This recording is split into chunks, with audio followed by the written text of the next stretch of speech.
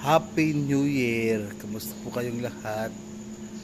At ako po nagpapasalamat sa inyo sa nakalipas na taon 2025 na ako po inyong sinamahan sa aking pong podcast. Marami po akong mga naging kaibigan at natutunan sa mga nakakausap po natin ng mga survivors. Marami po tinarinig ng iba't ibang mga sitwasyon ng mga survivors, ito ang po sa personal o sa kanilang pamilya. At iba-iba din po ang mga progress ng healing nila. Ako po ay natutuwa dahil noong 2025 marami po ako nakilala na gumanda ang improvements nila. And I believe ikaw, tayo din ngayong taon ito ay ang ating taon para sa maganda at mas maayos na progreso ng ating paggaling. Muli, ako po si Mr. Brave, ang inyong stroke coach. Ang ating pong podcast ay nagalayon na magbigay ng pag-asa, lakas ng loob at bagong pananaw sa buhay. At aking pong pinamagatan ang ating pong podcast na ito na ang bagong simula. Kung ikaw isang stroke survivor, caregiver, o may mahal sa buhay na dumaranas ito, ang podcast na ito ay para sa inyo. Ang stroke ay hindi inaanyayahan. Hindi ito gusto ng isang tao. Bigla na itong dumadating. Isang araw, normal. Isang araw, nagagawa natin mga bagay-bagay. Kinabukasan ay puno ng takot, mga tanong at panghihina. Maaring nawala ang lakas ng kalahati ng ating katawan. Maaring naapektuhan ang ating pananalita, memorya o ang ating galaw. At kasabay nito, ang pinakamabigat minsan ay ang ating emosyonal na sakit, mental, at apektado din ang ating pamilya. Kaya minsan ang isang stroke survivors ay napakadaming tanong. Katulad ng, makakabangon pa ba ako? Magiging normal pa ba ulit ang buhay ko? Magagampanan ko pa rin ba ang aking tungkulin sa aking pamilya? At ang takot na, may silbi pa ba ako? Kung nararamdaman mo ito sa mga oras na ito, pakinggan mo itong mabuti. Ang stroke ay hindi katapusan. Ito ay simula ng ibang uri ng lakas. Ang isa sa pinakamahirap gawin pagkatapos ng stroke ay ang pagtanggap. Yes, tama po ito. Ang pagtanggap. Marami po ako mga nagkaibigan ng mga stroke survivors at nakakausap na mahabang panahon bago nila matanggap ang kanilang sitwasyon at ang kanilang kondisyon. Marami tayong mga kasamahan ng mga stroke survivors ang bumigay na dahil hindi nila kaya ang kanilang bagong sitwasyon. Hindi madaling tanggapin ang mga bagay na hindi agad magagawa. Hindi madaling humingi ng tulong. Pero ang pagtanggap ay hindi pagsuko. Ito ay unang hakbang sa ating paggaling. Kapag tinanggap mo ang kasalukuyan na kalagayan, binibigyan mo ang ating mga sarili ng pagkakataong gumaling. Physical man, emotional man, o spiritual. Lagi mong sabihin sa iyong sarili, ganito man ako ngayon, may pag-asa pa rin ako hanggat nakikita ko pa rin ang umaga at nakikita ko pa rin ang gabi, meron pa rin akong pag-asa. Kaya kaibigan na nakikinig ngayon na meron ganong kaisipan na kung saan ay para bang ang daming tanong, ang daming mga worries na dumarating sa atin everyday. Maraming mga pangamba. Yes, nakunawan ko po yan. Marami tayong mga pangamba kung hanggang kailan tayo, kung makakabalik pa ba tayo. Pero lagi po natin tandaan, mga kaibigan, habang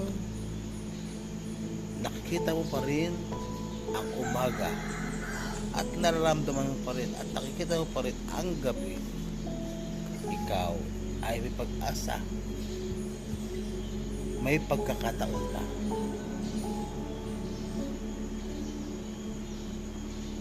Ang paggaling mula sa stroke ay hindi minamadali.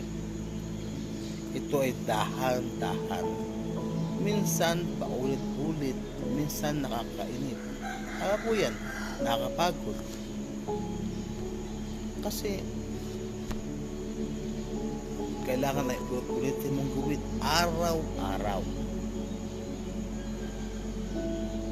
Katulad ng paggalaw ng mga daliri, ang pagtayo ng may suporta, ang malinaw na isang salita ay kailangan mo lang ulit-ulitin araw-araw.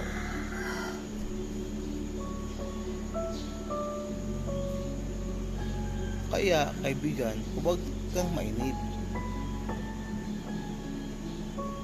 Ang lahat ng ginagawa mong iyan, mayroong dahilan.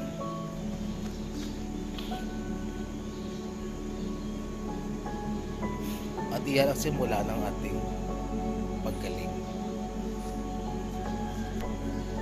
Ang mga ito ay malalaking tagumpay.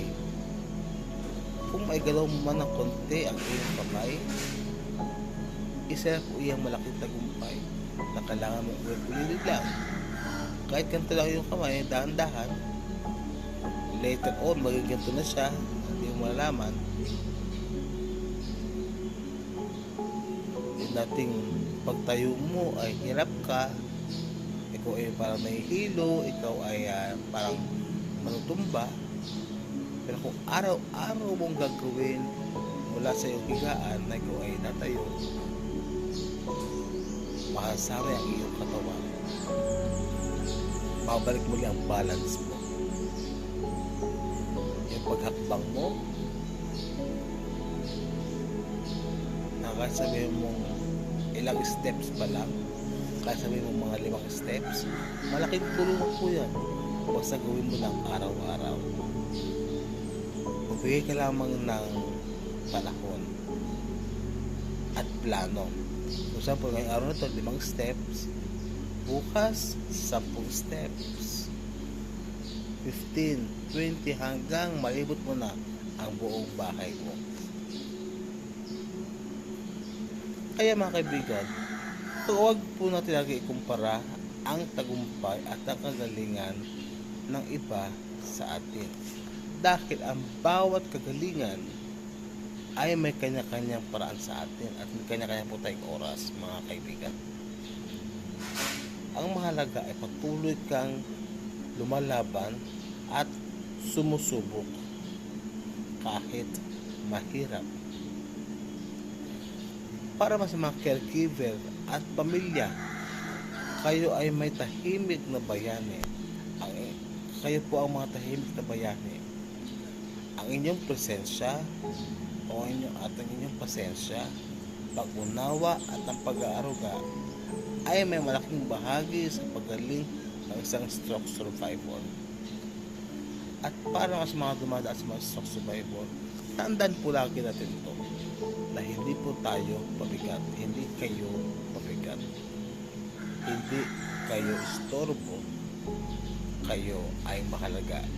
Ulitin mo nga ito, sabihin mo sa iyong sarili, hindi ako pabigat, hindi ako istorbo,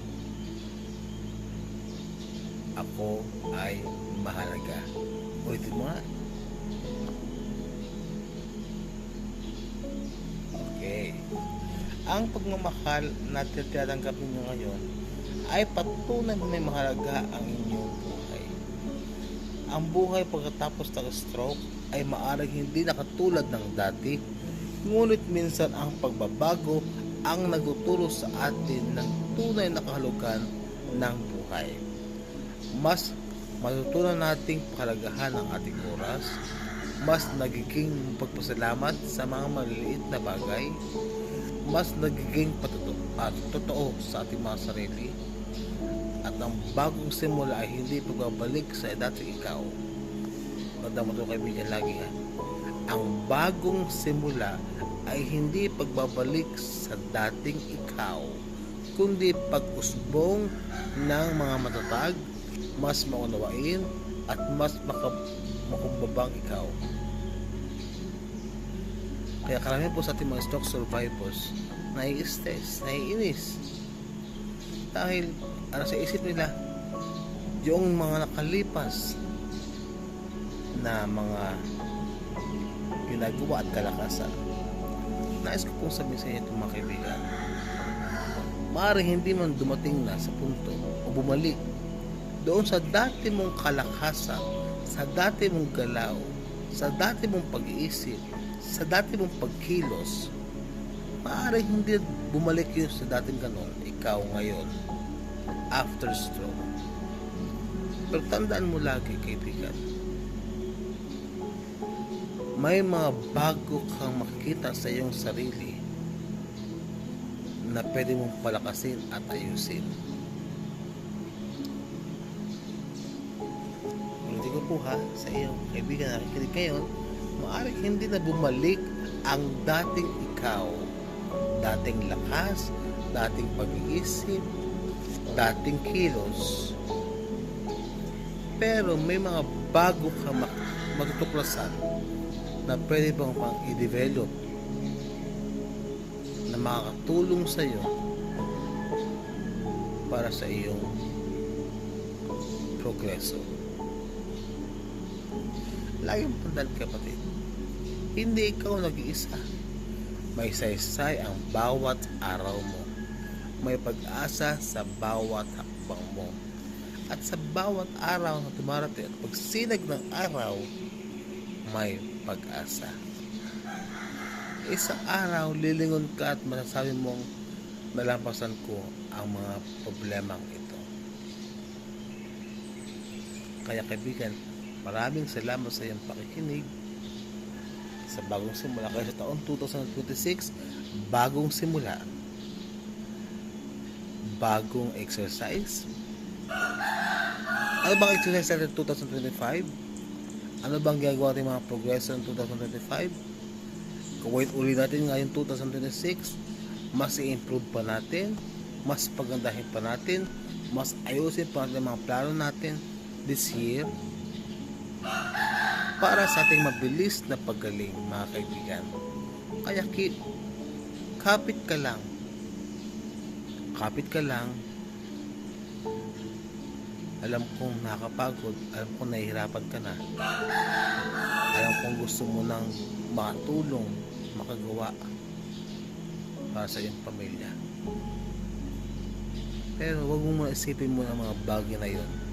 Ang isipin mo muna ngayon ay ang iyong pagaling, dahil ang pagtulong mo sa iyong kapwa ay magagawa mo din yan kahit nasa gato tayong sitwasyon. Kaya kaibigan, Happy New Year sa inyo.